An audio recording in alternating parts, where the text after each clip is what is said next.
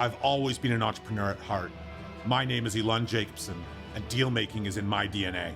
I'll be here each week talking with entrepreneurs and deal makers about the crazy obstacles they've faced along their paths, and whether it's nature or nurture driving their success. Expect the unexpected on a deal maker's DNA.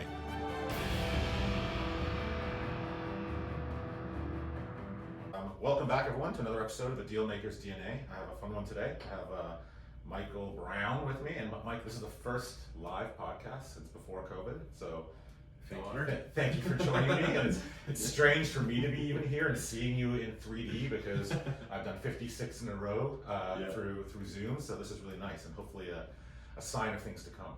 Awesome. So Michael is the founder and CEO of Swept Technologies. Swept helps commercial cleaning companies grow by empowering their frontline cleaners, their employees. And Michael is passionate about making technology accessible.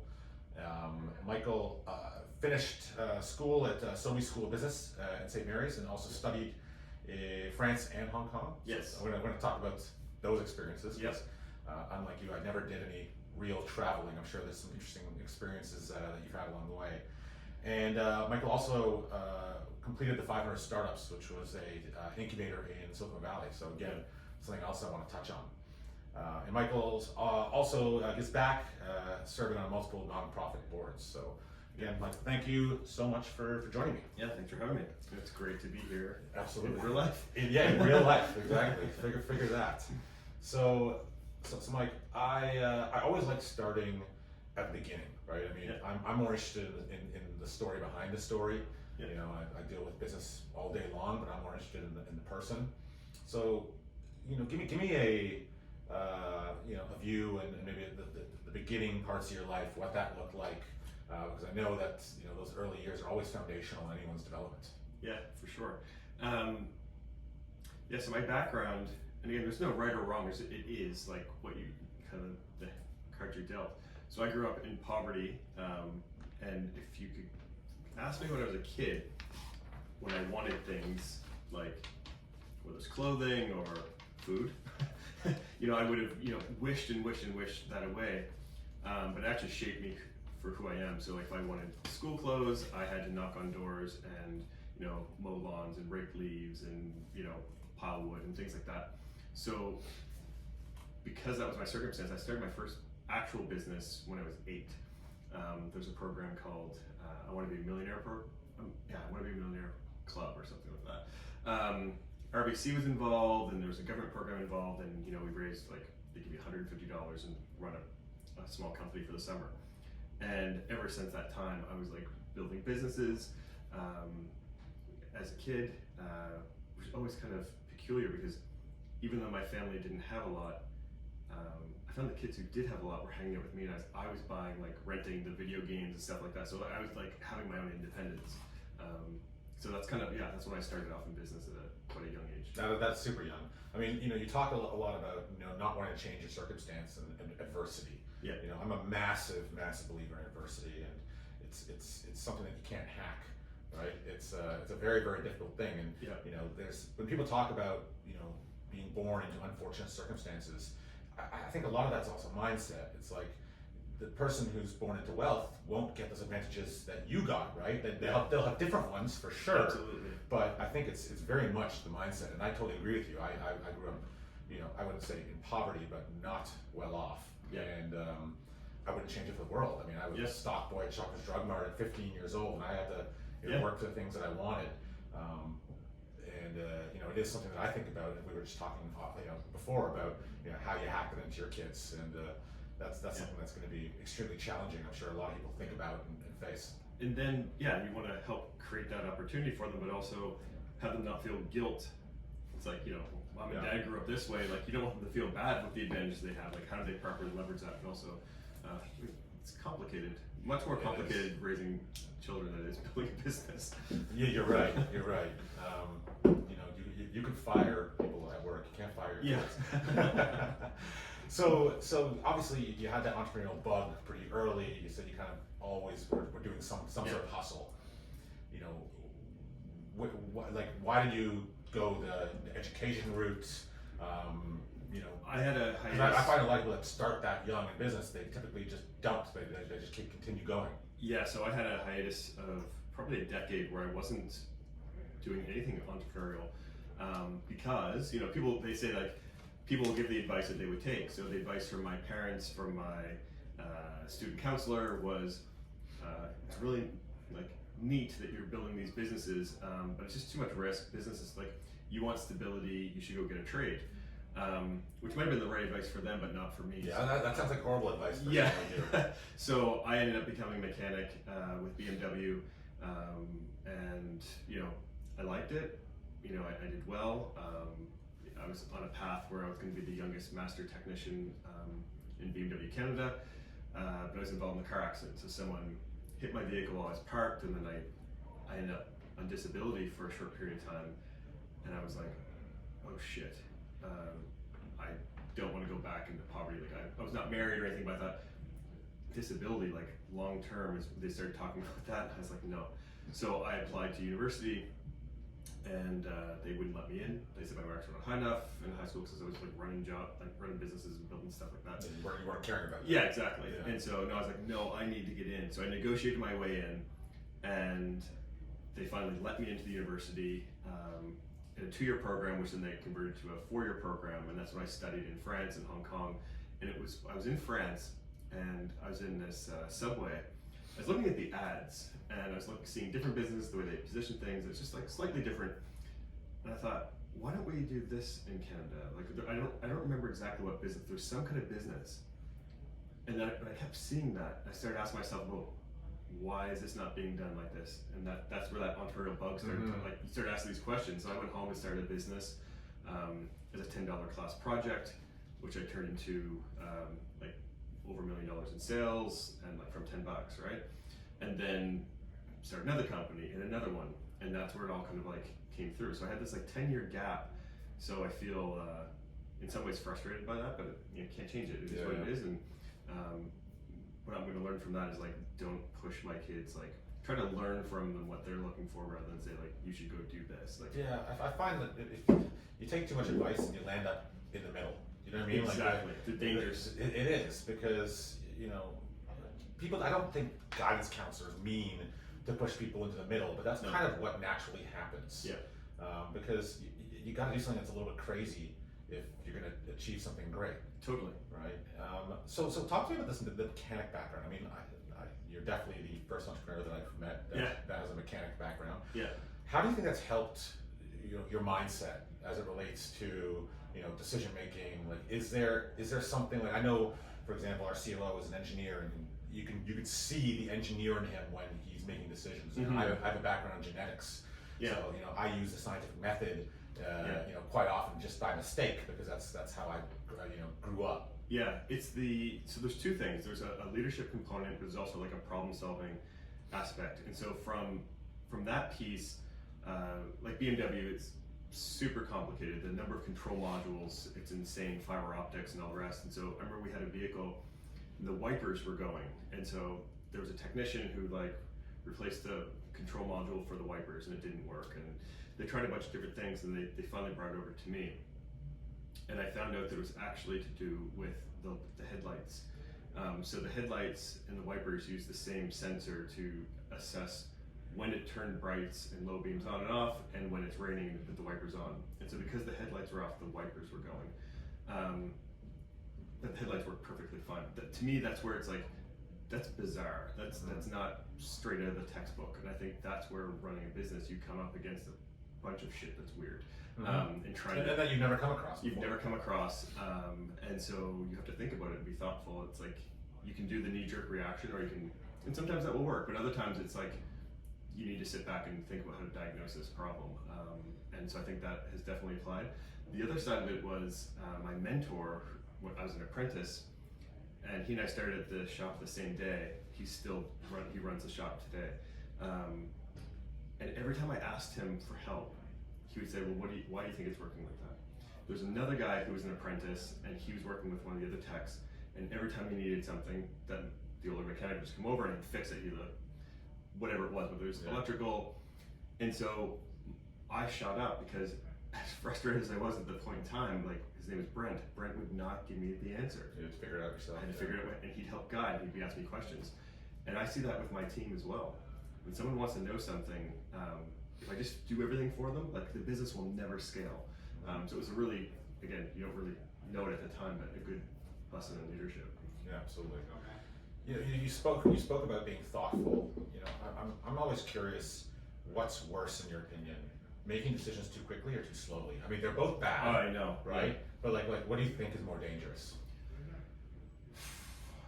That's like an impossible question. Mm-hmm. So 3 questions that I work with, my coach has shared with me: the master paradigm and the human paradigm. So when something goes wrong, a lot of people blame. Whether sometimes they'll accept it and they'll say, it was my fault. Other times people who are not great, they'll be blaming others. But the reality of it is, it's what happened, what's missing, and what's next. And that's the master paradigm. So it doesn't matter who did something. If something went wrong, that's what happened. Yeah. And as much as you can learn about that. So what's missing? Well, it went wrong because of X, Y, Z. Okay, so then what's next? Like, what's next might be just leave it alone, like let it keep festering. Or it might be we need to take immediate action. I think so. The speed of the decision, there's some people who are just completely brilliant and they come up with it immediately. It doesn't devalue the time. I think it's more the framework and process they used to get there. So, yeah. But I also hate really slow decisions because I think when you hesitate, you lose. So. Yeah, no, I agree. I've been prone to making quick decisions. Yeah. I've slowed down over the years, but I still think it's more dangerous to move too slowly. Yeah, I really do. I think that I find that even if you make decisions too quickly, you can fix things quicker. Like even if you make a bad decision, you'll Yeah. just make another one. Yeah. Where I find that a lot of people get like stuck, and So- paralysis by analysis. Yeah. Right. It's I see that all the time. We've done something with our company now around setting meetings because I find I hate meetings. Too many meetings. Always too many meetings. So many, Yeah. they're not effective, and so it's like POP. So if I invite you to a meeting, what's the purpose, what's the outcome, and what do I need to prep? And we tell people, like, if someone sets an hour-long meeting and you look at this and you know like you need 15 minutes, or maybe you don't need anything, cancel it or say maybe. And if it's a maybe, then you have to find out why. I was on a call today and it was a half-hour call, and it just so happened I said, sorry guys, like I only have 15 minutes. Can we solve it in 15? And they weren't really sure. And after 12 minutes, we were done. Mm-hmm. And so I'm trying to teach that to the team to create like decision making. It just doesn't like. Yes, you have to be thoughtful but if you prepare a little bit, then you actually can get there a lot quicker. Yeah. People get stuck and they start cycling, and then you're screwed. And I find that the biggest problem people have is that they don't actually know what's important and what's not. Mm-hmm. Right? Like deciphering that is actually, I've learned, difficult. I think for most entrepreneurs, it's one of the skill sets that they kind of have to have. Yeah. So for me, like you give me a set of data or problems, like I kind of know what's important and what's not, Yeah. but like, most people just don't, and they work on everything equally, which is not a good idea. Yes, I agree. And I think that as a leader, sometimes because we see the full picture, we can get there quicker. Yeah. And sometimes slowing down to bring them along a bit. But I think it was Einstein they kind of that note where he would work on a problem for 55 minutes. If he had an hour, work on a problem and understanding it for 55 minutes, then solution for 5.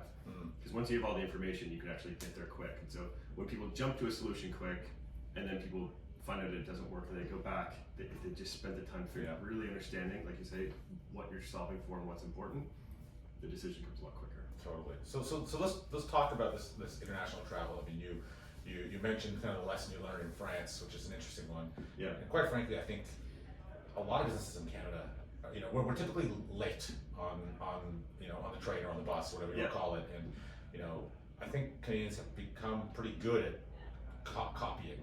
Yeah. So that is an interesting lesson. Yeah. What are some of the other lessons you learned? Whether it be from France, from Hong Kong. I do want to talk about Silicon Valley, but let's leave that. So when I was running that business, I mentioned it was in construction.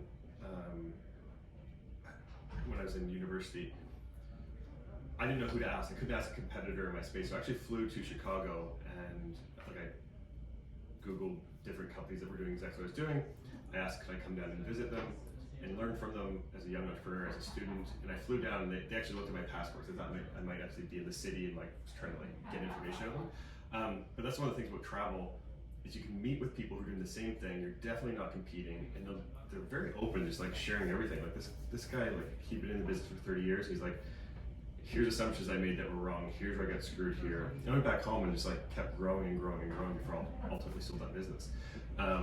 So I think that's the other thing, is like meeting the humans and connecting with them as we're traveling. The move to Silicon Valley, the whole incubator, like you've been successful. You kind of knew what you were doing in building those, the companies. Mm-hmm. Why did you decide to go that route, and what were some of the lessons you learned from that? From going through the accelerator? Yeah. So I had a founder, a friend who was a founder that had went through the program, and funny enough, I actually just invested in his company a couple months ago. So it's kind of interesting how that kind of works, that ecosystem. But he had gone through 500 and loved it, and he shared a lot of what the benefits for him in terms of, the culture is so much different than Canada, and especially where I live in the Atlantic. People are a little more hesitant, a little bit more slow. Every time they set a meeting, it's for a full hour, and the Valley's nuts. Yeah, totally this rapid. Yeah. The first time I set a meeting with someone down there, like a mentor, I set it for an hour, and they said no. I thought, that's weird. We said we were gonna have a meeting, and they were back for like 20 minutes. I thought it was rude. I was like, well, what are we gonna do in 20 minutes? But we had a 20-minute meeting. Damn, it was so impactful. Everyone really wants to help everyone because, for a variety of reasons, but also like maybe you're speaking to an entrepreneur today that is just starting, but in 15 years they're gonna have $1 billion company. Yeah. And so it's this concept of like, just, you don't know who anyone is or where they're going, help them, they're gonna help you, and it kind of builds that ecosystem. But for me, it was just the pace, really. I was really looking for a different pace. And people who've done it before, I built businesses that were non-tech, and I wanted to see and wanted to have that experience. And I absolutely loved it. I brought some of that culture back to my company. Yeah. So how long ago was that you did that? That was probably 4 years ago. 4 years ago. Yeah. Interesting. So talk to And me. now I invest in companies. So last year, I think I invested in 5 companies that went through 500 because I had such a good connection. I mentor, I do whatever I can to help them because it's similar to studying abroad. Like I created scholarships, and every year there was a scholarship at my university for students who are in entrepreneurship and students who are studying abroad, because those two things really opened up my life. Yeah. So swept. You want to go into technology, and you decide to go into a traditional business like cleaning. Yeah. So talk to me about that, because that's not typical. Yeah, it's not super sexy, which is actually where a lot of value can be created. So for me, because my background is a mechanic, I'm a hands-on.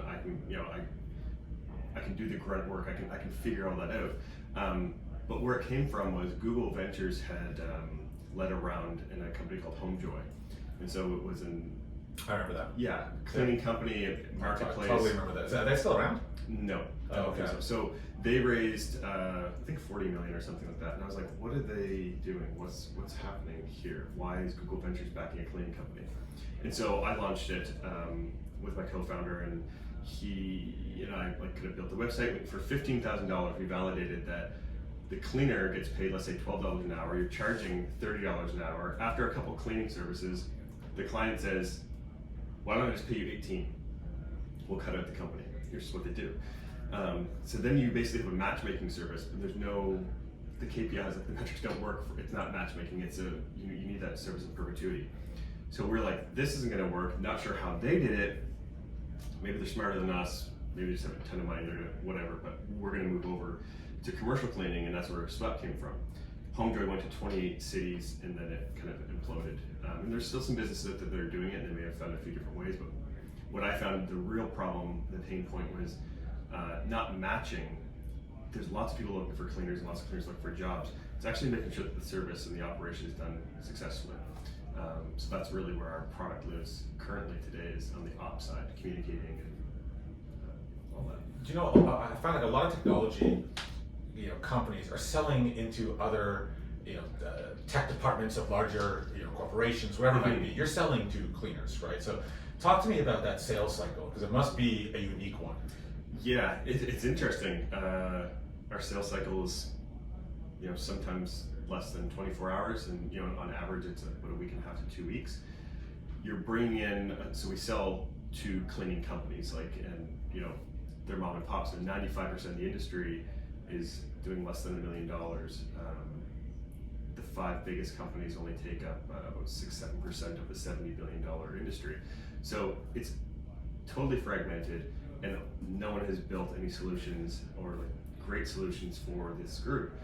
And we see our companies, like our clients, coming in and then doubling and tripling their revenue because they actually have systems and processes in place through Swept. But it is tricky in that they're not switching from one software to another. There's like no line item in their budget. They're using pen and paper, and so they have a real pain point that you can solve, but they've never even thought of it. So we're educating an industry. So I'm hosting another event in Chicago next month, and so it's going really, really well, that education. But we had to figure out, it's like, how to really attract them, and that's, I think we've kind of put that recipe together. And what inning do you think you're in right now? It's funny. I feel like I'm just getting started. We were too early. Ultimately, that's probably one of the big things. We were the first group, like, app to go in the hands of a cleaner. Instead of just trying to track them, like, are you on site or are you not? Like, we have that in geofence, but more like in 100 different languages, connecting with them so they know how to be successful. And initially, the response from the industry is like, we don't want to talk to our cleaners. Why would we talk to our cleaner? I want to track them. I want to control them. That has shifted so much, especially with COVID. People are now like, if something goes wrong, the cleaner knows first. So it's like they're learning they need to empower that workforce and support them. But why did COVID change that? Well, because everyone knows about cleaning and cares about it. We couldn't be in our offices, right? Yeah, so now what happens is, I've always known that it's important, like cleaning is important. My clients have always known, but now their clients, like whoever comes in and cleans your space for you in this beautiful, very beautiful office, whoever comes in here, like they know they needed to go do a good job. They always did, but now you also know the importance because your staff has been at home for so long. So now there's like a really big spotlight on the industry. Interesting. So you've mentioned you work with a coach. Yes. You've mentioned this idea of mentorship. Mm-hmm. You know, I'm a massive believer in that. I mean, we're both young entrepreneurs. Yeah. Relatively. I mean, there's younger, right? But there's also older. And you know, I really do believe that it doesn't really matter how smart you are. There is no substitution for experience. And for me, coaching, mentorship is basically, you know, hatching that experience, right? As opposed to having to go through it yourself, you can learn from others. Yeah. I would imagine you agree with that statement. But what are some of the other things that you've you know, got from, you know, your coach, mentors, and why do you think it is so important? So it's kind of like counseling in the sense, so we all carry baggage. I'm not a super trusting person, even though I want to be trusting. I know there's value in like trusting first and all that. Because of my childhood and all the shit that I went through, I was not approaching, like I was showing up sometimes not in the right way, and I wasn't even aware of it. Or I'd make excuses for it. And so I think my coach, every coach is different, but for anyone who's listening and is thinking about getting a coach, I strongly recommend you find 5 and then have an interview with them. They'll do like a free complimentary coaching session, and you can find out how you connect. And the guy, my coach, his name is Toku, and he focuses on your being, not what you're doing. A lot of coaches like, here's how you run an effective meeting, or here's how you do X, Y, Z. It's important, but really who you're being in that meeting. So do you want to go through the agenda perfectly, or you want to show up and make sure that your team is empowered? Because I was running into meetings with stuff on my mind that they were not aware of, nor should they be. I was carrying that baggage, and then we'd have a great, like, to me, a great meeting, super effective, in and out, everything's done, everyone has alignment. They'd be going, what's going on with Michael? Is there something wrong? Like, maybe it's something at home with my wife, but the way I was carrying myself, it has an impact. And so I think like who you're being in each moment, how to be authentic, because some people like ultimately want to be authentic and genuine, but they get so much trash in their head, so much going on, and it spills out everywhere. It's so interesting, this idea of showing up. You know, I use the word like being present. Yeah. Right. And it is one of the most difficult things to do. Totally. It sounds obvious. It's like, well, you know, just live in the moment. Like, it's actually one of the more challenging things that one can possibly do. Yeah. What are some of the tools that you've learned to ensure that you can show up the way you want to? Because I struggle with that all the time. I got 19,000 things in my head. You know, with my kids, and I'm half there.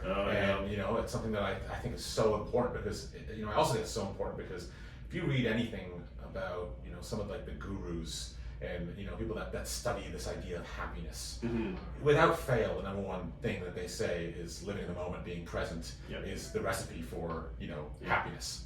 Totally. I mean, like him or not, politically, like Bill Clinton, that's what people said, that when they speak with him, he makes you feel like you're the only person in the world, which is an incredible feeling. Who would not want to create that kind of feeling for others? When I went through university, people, because I was on this mission, and like I'm injured, I have chronic pain. I didn't know at the time I was going to become an entrepreneur, or like I was an entrepreneur. And so I was like, I need to have great marks. I need to come out on top, because if not, I'm going to be stuck in the middle with everyone and graduating older with a back injury, so I'm like a liability. And so I also didn't want to compromise my experience. So I thought, when I'm studying, I'm going to study. When I'm partying, I'm going to party. And then when I started running business universities, like when I was running those businesses, so like, I'm not going to worry about midterms right now because I'm creating invoices to send out to get paid. And I was really quite diligent with that for years. And then maybe as things got busier, I just kind of like lost that. And my daughter will like, Daddy, when are you gonna like stop looking at your phone or whatever? I'm like, oh shit, I'm screwing this up so badly. But I think that's the thing that I want to work on. We're having a podcast right now. I can't think about what benefit is for me in this little piece of my brain that's like not fully engaged to do that. Like, no, you just have to be present. So I think Zoom helped with COVID. So I have like on my monitor like little questions, like little statements or little things that I can like, oh yeah, come back in. I have all my notifications turned off. So I think cell phones are just brutal. It's disgusting. Yeah, they were created without any idea what was going to take place. One of the things that I've done is when I'm in a meeting, or if I'm meeting someone for lunch or whatever it is, like I do not look at my phone. Yeah. Period. Like nothing's going to change. Yeah. And that has created so much more, meaningful relationships. Totally. Because you're right. Like it's super obvious if someone is engaged with you, or if they're thinking about 95,000 different things, and you're like, what am I doing here? Right? Exactly. Like people don't mean to, but you're not going to be able to build a connection with someone if that's how they're they're coming at you. And so you can feel it. We all feel it on the personal side, but then again, if you're running a meeting or like running your company and your team feels like that, how inspired are they to work for you when you won't even give them a piece of time? Some of the people on my team I speak with once a quarter. They don't report directly into me, but I have the one-on-one meetings with everyone every quarter.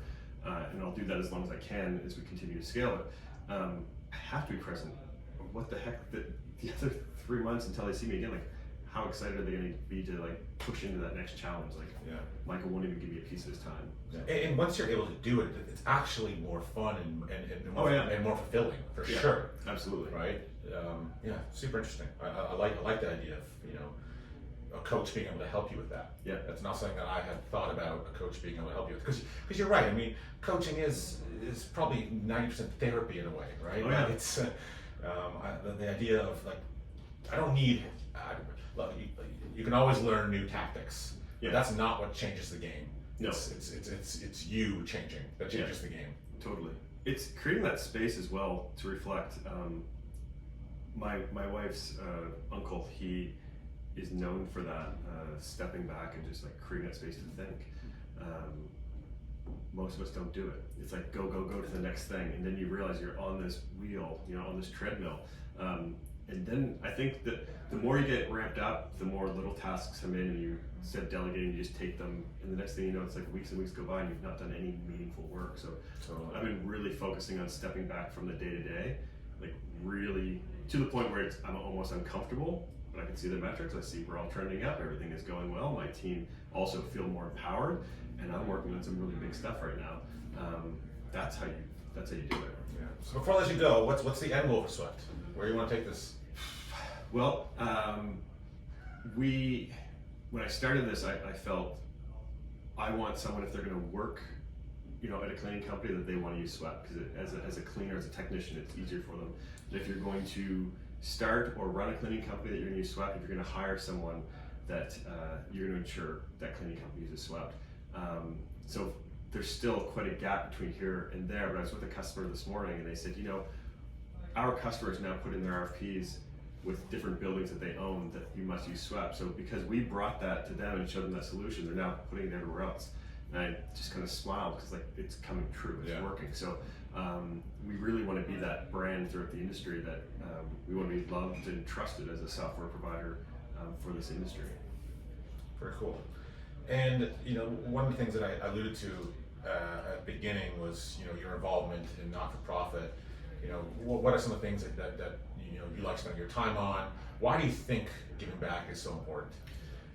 Yeah, so for me, I'd won a business award, the Frank H. Sobey Award, and it's the biggest business award in Atlantic Canada, and I took that and I donated some money to Feed Nova Scotia because I used the food bank growing up, and Feed Nova Scotia distributes out to the food banks in Nova Scotia. And so it was a really good feeling to be able to give back, and that was the first time financially I'd given back, but I'd given back hours and hours of volunteering over the years, and it feels really good to know that at one point I was in need, and when you're in need and people help you, it feels good, but you also kind of feel guilty. Mm-hmm. But now I've been able to contribute back, and I've really shifted gears a lot from the hours, because I don't have hours as much when I have more money, so I can donate.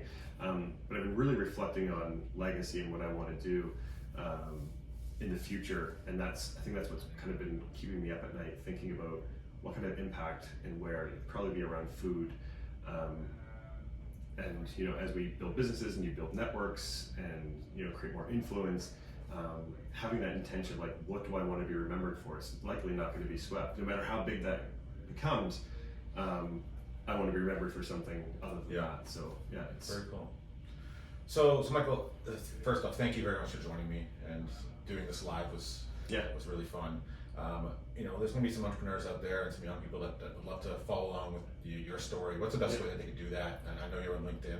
Yeah, the best thing is on LinkedIn, connect with me and just note how you're connected. So as you know, people are adding on LinkedIn, blindly. Just click blindly, and then you accept them and they just try to sell you stuff. Yeah. And then you unfriend them. Yeah, exactly. So to me, it's like, if you're gonna ping me on LinkedIn, just like add a little note, like heard you here, and here's a challenge I'm having, or whatever the case is. Like I also I launched a fund last year, Long Shot Capital, so we're actively investing in startups.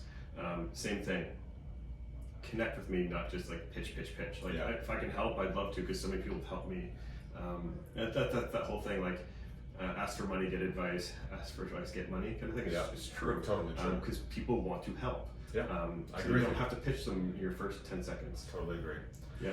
Well, thanks very much, and until next time. Awesome. Thank you. Perfect.